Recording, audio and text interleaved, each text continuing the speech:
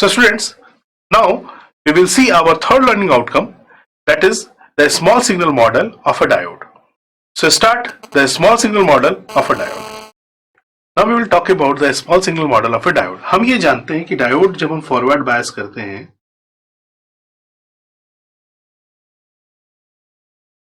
if this diode is forward bias, this is positive, this is negative and this is your diode voltage VD, या हम इसको VF बोलते हैं. तो इसके अंदर जो करंट फ्लो होता है उसको हम बोलते हैं IF current. This is your forward current या डायोड करंट. ठीक, ये हमारा फॉरवर्ड करंट या फिर डायोड करंट कहलाता है. सो अगर आप इस डायोड करंट को देखो, so this ID equals to what, that is equals to IF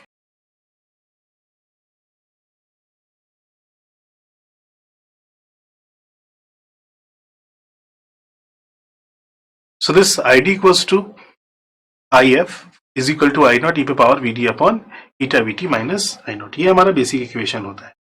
अब हम स्मॉल सिग्नल मॉडल की बात कब करते हैं और लार्ज सिग्नल मॉडल की बात कब करते हैं?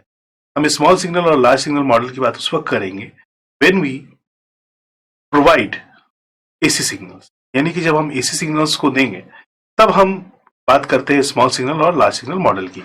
तो मैंने ऑलरेडी DC पर हम लोगों ने डिस्कस किया था पिछले इस क्लासेस में. उसमें यह देखा था कि जब हम किसी डायोड को DC वोल्टेज के थ्रू कनेक्ट करते हैं, you connect this voltage and there is some resistance RL.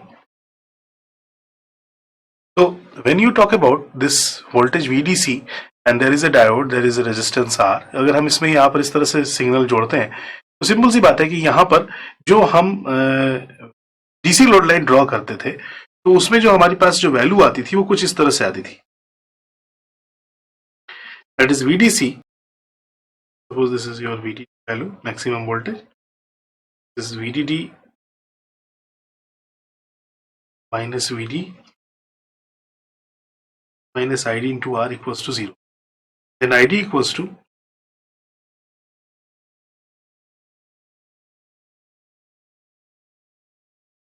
on R. ये हम वैल्यू पाते हैं. और जब हम इसका ग्राफ ड्रॉ करते हैं, we say it, this axis is your VD voltage and this axis is your ID. जब हम इसकी वैल्यू 0 पुट करेंगे, यानी कि VD की वैल्यू 0 पुट करेंगे, तो when VD equals to 0, you will get VDD upon R, first point. And then जब हम ID की वैल्यू 0 पुट करेंगे, so you will get VDD. And you will draw a line. This is known as the DC load line.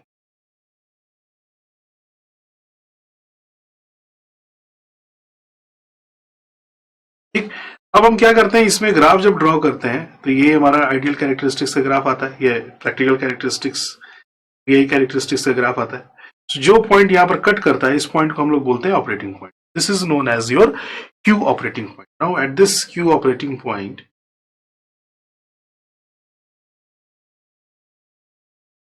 when we apply some small signal, क्योंकि हमको small signal model बनाना है, तो अगर यहाँ पर अगर कोई स्मॉल सिग्नल मॉडल बना रहे हैं तो उसमें हम यहाँ पर एक स्मॉल सिग्नल वोल्टेज अप्लाई करेंगे.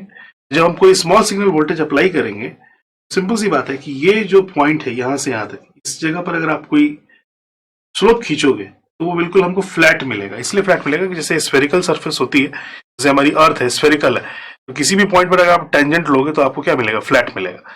This is a flat type of curve, आपको एक फ्लैट टाइप ऑफ कर्व मिलेगा. सो if you will draw these all points,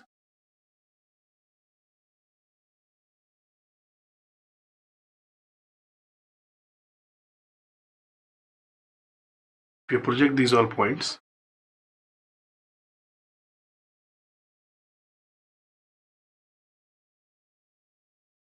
you will get the variation of current. आपको वेरिएशन ऑफ करंट मिलेगा. This is what, this is your delta VD and this is your delta ID, यानी कि change in current. ये हमारे change in current की value होगी और ये हमारे चेंज इन वोल्टेज की वैल्यू होगी. It means you are connecting what? You are connecting Suppose this is your resistance, this is your diode. थोड़ा सा फिगर में चेंज कर रहा हूं, उसको लेके कंफ्यूज होने की जरूरत नहीं है. So if you are connecting AC voltage and DC voltage with combine, जब आप DC और AC कंबाइन करोगे तो कुछ इस तरह का हमको प्लॉट मिलेगा. So you are applying, this is VDD या VDC इसको हम बोल रहे हैं, and this is your VAC. This VAC is what? That is VM sin omega t.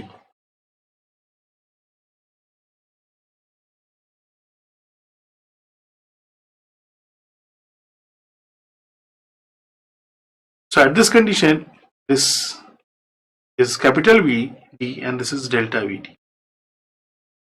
और इसके अंदर जो करंट फ्लो हो रहा है, this is IDC plus delta ID, यानी कि चेंज इन करंट और change in voltage.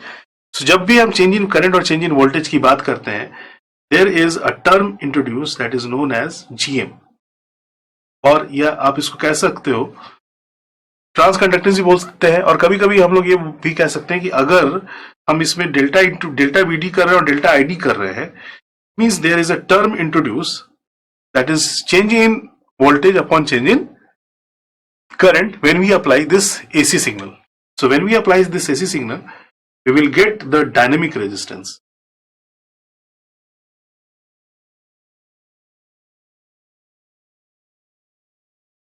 And this dynamic resistance is RD, and that is known as delta VD upon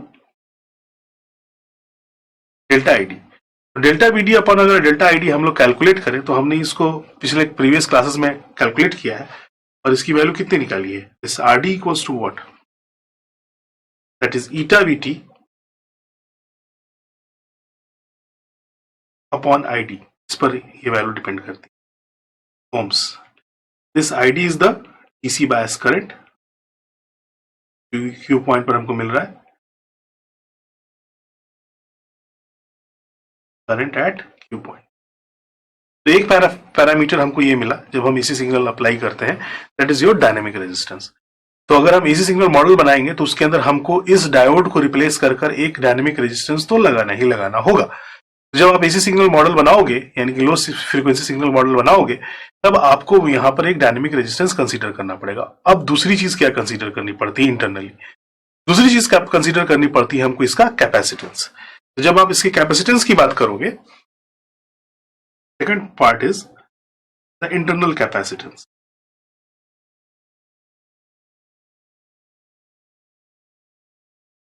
internal capacitance जिसको हम लोग डिफ्यूजन कैपेसिटेंस बोलते हैं. डिफ्यूजन कैपेसिटेंस होता है,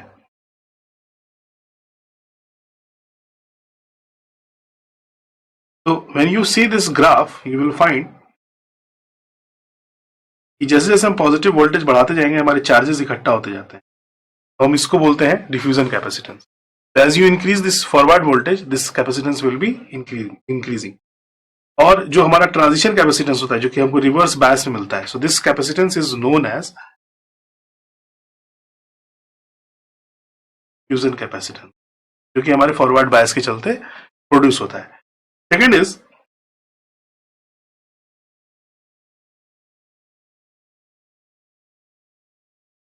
your depletion capacitance.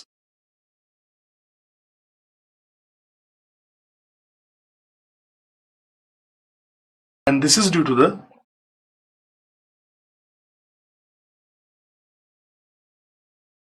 reverse bias, and this is due to the forward bias. जितनी reverse biasing आप increase करते जाओगे उतना ये धीरे धीरे क्या होता जाएगा, घटता जाएगा. सो अगर आप फॉरवर्ड बायस में देखो, किसी भी एक पॉइंट पर, किसी भी एक any point you will consider it, you will find कि डिप्लीशन कैपेसिटेंस आपका कम होगा एट एनी इंस्टेंट. सपोज करो अगर हम यहाँ पर Q इंस्टेंट मान रहे हैं, तो at this instant the depletion capacitance will be always be higher, this C suffix D, this C suffix T. Depletion capacitance हमेशा higher होगा किससे? Transition capacitance in forward bias condition. So there is two factors that has been introduced in the diode. One is your dynamic resistance जो कि हमारा add होगा, और दूसरा हमारा क्या होगा? कैपेसिटेंस. तो अगर हम स्मॉल सिग्नल मॉडल डिजाइन करें इन फॉरवर्ड बायस कंडीशन।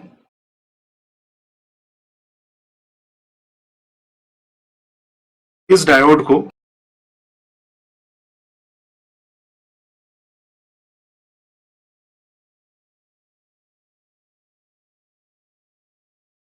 हम रिप्लेस करेंगे किससे?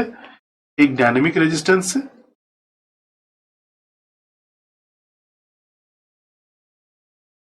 ठीक, और साथ साथ उसके साथ जोड़ेंगे हम एक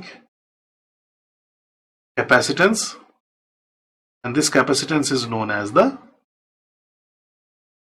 डायनेमिक कैपेसिटेंस, डिप्लीशन कैपेसिटेंस। हम इसको इस मॉडल से रिप्रेजेंट करेंगे।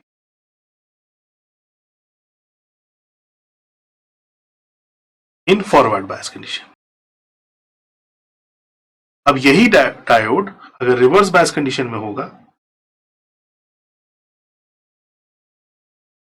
this is negative and this is positive, and it will be represented by resistance जो होगा वो क्या होगा? इनफाइनाइट होगा।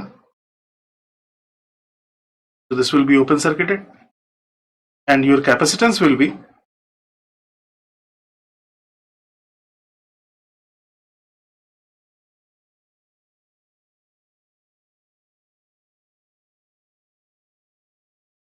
your transition capacitance। हम सिर्फ और सिर्फ एक ट्रांजिशन कैपेसिटेंस है। This is your anode, this is your cathode, this is your anode, this is your anode. So ये हमारा स्मॉल सिग्नल मॉडल होगा जिससे हम इसको रिप्रेजेंट करेंगे, यानी कि हम इसको इसका इक्विवेलेंट फिगर बनाएंगे। So these are the parameters that we have to include when we talk about the small signal model of a diode. So students, we have achieved our third learning outcome, that is the small signal model of a diode. I hope आपको समझ में आया होगा। Let's we have a knowledge check.